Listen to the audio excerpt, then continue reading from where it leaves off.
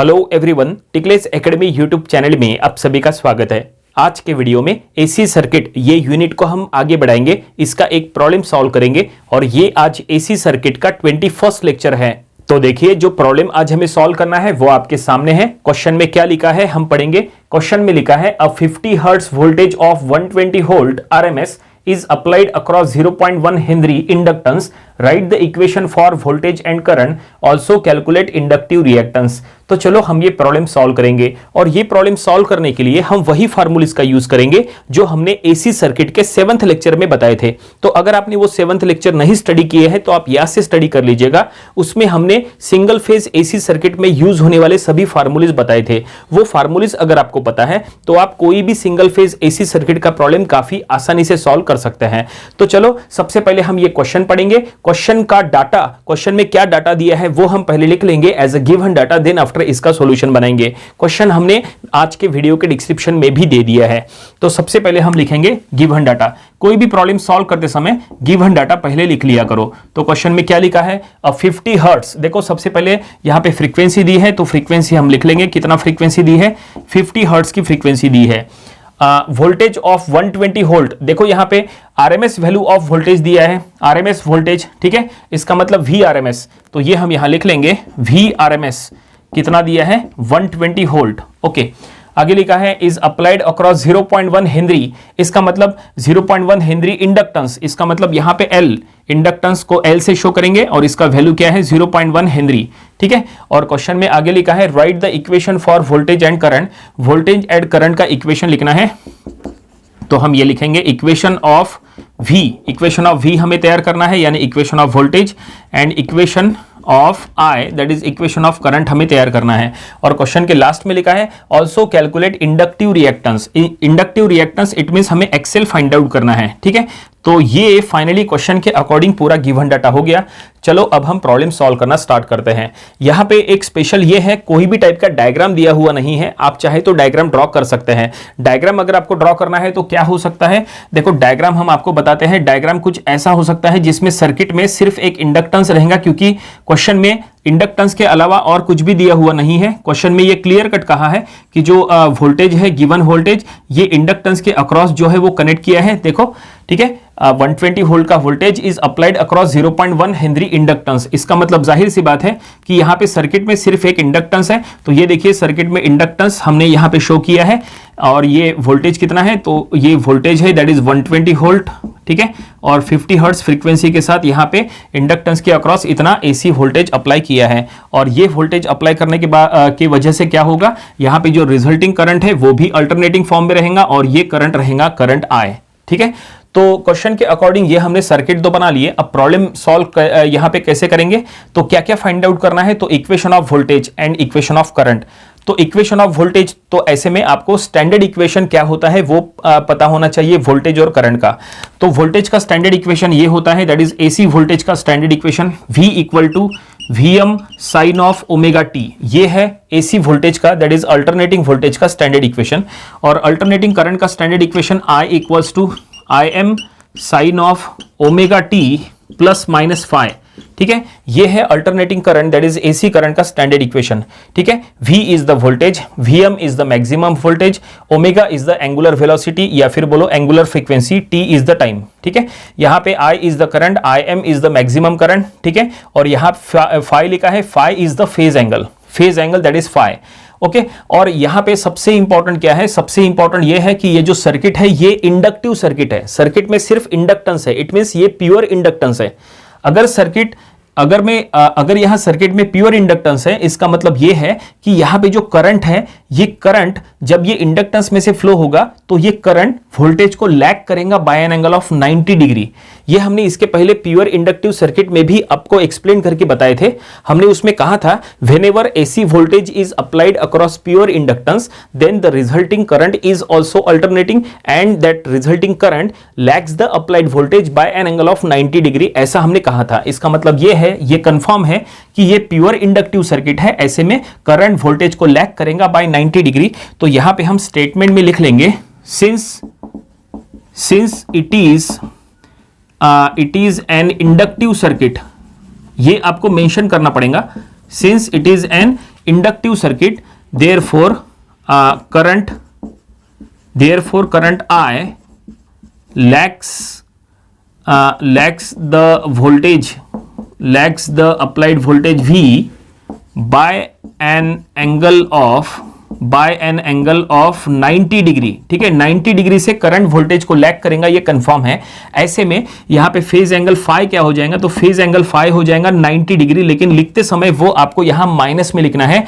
ठीक है, तो हम यहां पे फिलहाल ऐसे माइनस में यहां पे दे देते हैं, लेकिन ध्यान में रखना ये आपको माइनस यहां पे मेंशन करना पड़ेगा, क्योंकि यहां पे प्लस माइनस है।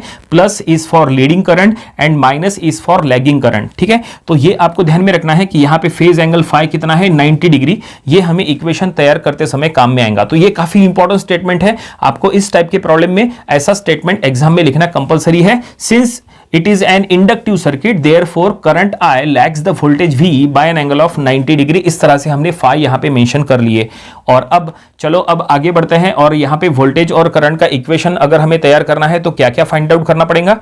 वोल्टेज का इक्वेशन तैयार करने के लिए सबसे पहले ओमेगा फाइंड आउट करना पड़ेगा, दैट इज एंगुलर फ्रीक्वेंसी। तो चलो अब हम यहां पे ओमेगा फाइंड आउट करेंगे। तो ओमेगा फाइंड आउट करने के लिए उसका फार्मूला पता होना चाहिए। ओमेगा फाइंड आउट करने का स्टैंडर्ड फार्मूला होता है 2 पाई एफ। ठीक है, तो यहां पे हम वैल्यूज पुट अप करेंगे, तो हम यहां लिख लेंगे 2 पाई इंटू एफ। एफ कितना है, 50। ठीक है, देखो 50 हर्ट्ज का फ्रीक्वेंसी दिया है, तो 2 पाई इंटू 50 हम कर लेंगे। तो इसको कैलकुलेटर में सॉल्व करो। कैलकुलेटर में सॉल्व करते समय एक बात का ध्यान रखो कि कैलकुलेटर में पाई का सिंबल अवेलेबल है, आप डायरेक्टली पाई सिंबल का यूज करो। ठीक है, पाई का वैल्यू यूज मत करना, पाई का सिंबल यूज करना, तो बिल्कुल करेक्ट आंसर आएगा। 314.159 इसका आंसर आएगा। तो हम ये लिख लेंगे 314.159। ठीक है, ओमेगा का यूनिट होता है रेड पर सेकंड। ठीक है, इस तरह से ये हमने ओमेगा पहले फाइंड आउट कर लिए। ओके, और अब इसके बाद क्या फाइंड आउट करेंगे, हम Vm फाइंड आउट करेंगे। देखो Vm यानी क्या, दैट इज मैक्सिमम वोल्टेज। तो Vm फाइंड आउट करने के लिए फार्मूला, तो फार्मूला कैसे, तो उसके लिए आपको Vrms का फार्मूला यूज करना पड़ेगा। Vrms का फार्मूला क्या होता है, देखो हम यहाँ पे Vrms का फार्मूला लिखते हैं और उसी से हम Vm का फार्मूला बनाएंगे। तो हम यहाँ लिखेंगे वी हैव Vrms। तो Vrms का फार्मूला होता है Vm/√2। ये स्टैंडर्ड फार्मूला है, ये भी हमने फार्मूलेज वाले वीडियो में बताए थे। Vrms is the Vm/√2। तो ऐसे में आपको Vm फाइंड आउट करना है, तो हम यहाँ पे लिख लेंगे therefore Vm is equal to √2 into Vrms। ऐसा करना पड़ेगा। तो Vrms हमें पता है 120, बस ये 120 यहाँ पुट करो, इंटू √2 करो, तो हमें Vm मिल जाएगा। तो वो हम अब उधर सॉल्व करेंगे। तो देयरफॉर हम यहाँ पे लिखेंगे देयरफॉर Vm इज √2 इंटू 120। तो इसको सॉल्व करने के बाद इसका आंसर आ रहा है दैट इज 169.705। तो ये हम यहाँ लिख लेंगे कितना आया है, Vm 169.705 वोल्ट। तो ये हमने Vm that is maximum value of voltage find out कर लिया है Vm। ठीक है, अब जाहिर सी बात है हम Vm का यूज करके आसानी से यहाँ पे जो स्टैंडर्ड इक्वेशन ऑफ वोल्टेज है वो हम यहाँ पे स्टैंडर्ड इक्वेशन ऑफ वोल्टेज में सब हम पुट कर सकते हैं। वोल्टेज के इक्वेशन के लिए Vm मिल गया, ओमेगा मिल गया, सब मिल गया। तो चलो अब हम वोल्टेज का इक्वेशन तैयार कर लेंगे। देयरफॉर AC वोल्टेज यहाँ पे स्टैंडर्ड इक्वेशन लिखेंगे V equal to Vm sine of omega t. बस यहाँ पे वैल्यूज पुट अप कर लो। तो यहाँ पे देयरफॉर के बजाय हम यहाँ लिखेंगे इक्वेशन ऑफ AC वोल्टेज, ऐसा। ठीक है, और यहाँ पे वैल्यूज पुट अप करो। Therefore V equal to Vm का वैल्यू क्या है, दैट इज 169.705। ठीक है, sine of omega t, omega का वैल्यू है 314.159। तो हम यहां लिख लेंगे 314t। ठीक है, सिर्फ हमने 314 लिखे, 0.159 नहीं लिखे। ठीक है, कुछ बुक्स में जो है 314.159 पूरा का पूरा वहां पे लिख के है, तो कुछ बुक्स में ओनली 314 लिखा है। तो आपके कॉलेज में आपके लेक्चरर आपको जो बता रहे आपको उसके अकॉर्डिंग चलना चाहिए। अगर आपके लेक्चरर कह रहे हैं कि पूरा का पूरा जो आंसर है वो लिखो, तो आपको उसके अकॉर्डिंग चलना है। नहीं तो अगर 314 कह रहे हैं तो आपको सिर्फ 314 लिखना है तो भी चलेगा। ठीक है, तो ये आप ध्यान में रखो कि आपके कॉलेज के लेक्चरर आपको क्या बता रहे हैं। ठीक है, फिलहाल हमने वो 314 लिखे और इस तरह से फाइनली ये स्टैंडर्ड इक्वेशन ऑफ वोल्टेज के इक्वेशन में हमने सभी वैल्यूज पुट अप किए, तो ये हमें इक्वेशन ऑफ वोल्टेज मिल गया। ओके, लेकिन प्रॉब्लम कंप्लीट नहीं हुआ है। हमने इक्वेशन ऑफ वोल्टेज तो निकाल लिए, अब हमें इक्वेशन ऑफ करंट चाहिए। तो इक्वेशन ऑफ करंट के लिए हमें Im फाइंड आउट करना पड़ेगा। ओमेगा टी और फाई तो है हमारे पास, सिर्फ Im फाइंड आउट करना पड़ेगा। तो Im यानी मैक्सिमम करंट। तो कैसे फाइंड आउट करेंगे? तो करंट फाइंड आउट करने के लिए फार्मूला होता है, ओहम्स लॉ का फार्मूला यूज करो। Current I equal to V by R formula होता है, ठीक है। चलो हम यहां पे फार्मूला मेंशन कर लेंगे। Now current I find out करना है, तो करंट I फाइंड आउट करने के लिए फार्मूला होता है ओहम्स लॉ के according I equal to V by R। लेकिन यहां पे तो इंडक्टेंस है, यहां पे रेजिस्टेंस नहीं है, तो अगर यहां पे इंडक्टेंस है तो यहां पे R लिख नहीं सकते, फिर आपको इंडक्टेंस का ओहम लिखना पड़ेगा जो कि हो जाएगा XL। तो फार्मूला हो गया I equal to V by XL और आपको Im फाइंड आउट करना है। तो अगर आपको Im फाइंड आउट करना है तो यहां पे लिखो Im equal to Vm by XL। ये देखो फार्मूला यहां पे तैयार हो गया। Im फाइंड आउट करने के लिए हमें फार्मूला चाहिए था Vm बाय XL, ऐसा फार्मूला यहां पे बन गया, ठीक है। तो Vm तो है हमारे पास, ये देखो 169.705। तो चलो हम यहाँ पे वैल्यूज पुटअप करेंगे। Im के लिए 169.705 Vm है हमारे पास, लेकिन एक्सेल नहीं है। एक्सेल यानी इंडक्टिव रिएक्टेंस। क्वेश्चन के लास्ट में ये भी यहाँ पे लिखा है कि calculate the inductive reactance, XL का वैल्यू फाइंड आउट करना है। यहाँ पे एल का वैल्यू दिया है, एक्सेल का वैल्यू दिया नहीं है, तो एक्सेल का वैल्यू अलग से फाइंड आउट करना पड़ेगा। देखो फार्मूला क्या लगता है, स्टैंडर्ड फार्मूला एक्सेल का फार्मूला होता है दैट इज ओमेगा एल। ये फार्मूला होता है एक्सेल फाइंड आउट करने का फार्मूला ओमेगा एल, या फिर आप इसको 2 पाई FL ऐसा भी कह सकते हैं, 2 पाई FL, क्योंकि ओमेगा यानी 2 पाई F होता है। चलो इसमें वैल्यूज पुटअप करो। सो हम यहां लिख लेंगे 2 पाई इंटू 50 इंटू L यानी 0.1, क्योंकि L का वैल्यू 0.1 दिया है। बस इसको कैलकुलेटर में सॉल्व करो, देखते हैं ये क्या आएगा। सो 2 पाई इंटू 50 इंटू 0.1, तो ये आ चुका है 31.419। तो हम यहां लिख लेंगे 31.419, इसका यूनिट रहेगा ओहम।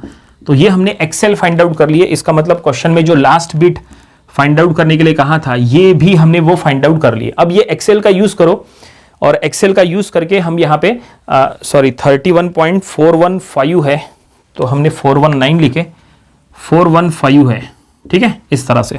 और अब ये एक्सेल का यूज हमें यहाँ पे करना है, तो हम करेंगे 31.415 हमने यहाँ वैल्यू पुट किए। Vm बाय XL ऐसा हमने फार्मूला बनाए थे। चलो अब यहाँ वैल्यूज पुटअप करेंगे, तो ये आ चुका है 5.402। तो ये हम यहाँ लिख लेंगे, क्या आया है, दैट इज 5.402 एम्पियर। तो ये हमें क्या मिल गया, ये हमें Im that is maximum current Im हमने ये फाइंड आउट कर लिए। अब इसका यूज करके हम आसानी से करंट का इक्वेशन तैयार कर सकते हैं। देखो करंट का स्टैंडर्ड इक्वेशन ये हमने बताया है। अब बस इसमें सभी वैल्यूज पुट करो तो करंट का इक्वेशन तैयार हो जाएगा। तो जैसा आपने यहाँ पे स्टेप लिखे थे, बिल्कुल वैसा ही स्टेप यहाँ पे लिख लेंगे। Therefore that is equation of AC current, ठीक है, AC करंट। तो AC करंट का स्टैंडर्ड इक्वेशन पहले लिख लो। तो स्टैंडर्ड इक्वेशन ऐसा है, I equal to that is Im sine of bracket में omega T plus minus phi. ये इसी करंट का स्टैंडर्ड इक्वेशन होता है जो हमने यहां बताए थे। बस इसमें वैल्यूज पुटअप करो। So current I equal to Im हमने निकाले थे 5.402 साइन ऑफ ओमेगा का वैल्यू हमने फाइंड आउट किए 314t, और यहाँ पे क्या होगा, माइनस ऑफ 90 डिग्री। इस तरह से देखो हमने ओमेगा का वैल्यू फिर से 314 ऐसा लिखे, आप चाहे तो पूरा 314.159 ऐसा लिख सकते हैं, कोई फर्क नहीं पड़ता। और जो फेज एंगल फाई है, ठीक है, वो हमने फाइंड आउट किए थे इसके पहले। फाई इज द यहाँ पे फेज एंगल जो कि 90 डिग्री था, क्योंकि करंट वोल्टेज को लैग कर रहा है, इसलिए हमने वो -90 में लिखे हैं। और इस तरह से फाइनली ये हमने इक्वेशन ऑफ करंट बना लिए। इसका मतलब ये है, क्वेश्चन में जो कुछ भी फाइंड आउट करने के लिए कहा था वो सब कुछ हमने फाइंड आउट कर लिया। क्वेश्चन में कहा था इक्वेशन ऑफ वोल्टेज, तो ये था इक्वेशन ऑफ वोल्टेज। क्वेश्चन में कहा है इक्वेशन ऑफ करंट, तो वो ये है। क्वेश्चन में ये भी कहा ऑल्सो कैलकुलेट इंडक्टिव रिएक्टेंस, तो ये हमने फाइंड आउट कर लिए। और फाइनली प्रॉब्लम यहीं पे कंप्लीट हो गया। उम्मीद करते हैं कि ये प्रॉब्लम आपको समझ में आया होगा। ये प्रॉब्लम आपको अपनी प्रैक्टिस बुक में जरूर सॉल्व करके देख लेना चाहिए। इस टाइप के प्रॉब्लम जब कभी भी एग्जाम में आते हैं तो सबसे इंपॉर्टेंट होता है सर्किट, और ये कंक्लूजन जिसमें हमें फाई यहाँ पे शो करना होता है, ऐसा मेंशन करना होता है, ठीक है। तो इसकी प्रैक्टिस होना बहुत जरूरी है। तो ये था आज का AC सर्किट यूनिट का लेक्चर नंबर 21। इसके पहले के लेक्चर्स में हमने इसके जितने प्रॉब्लम्स लिए थे वो भी आपको स्टडी कर लेना चाहिए, और इसके आने वाले दिनों में हम इसके और भी नंबर ऑफ प्रॉब्लम्स कवर करेंगे ताकि इसकी अच्छी खासी प्रैक्टिस हो जाए। तो मिलते हैं नेक्स्ट वीडियो में। Thank you very much.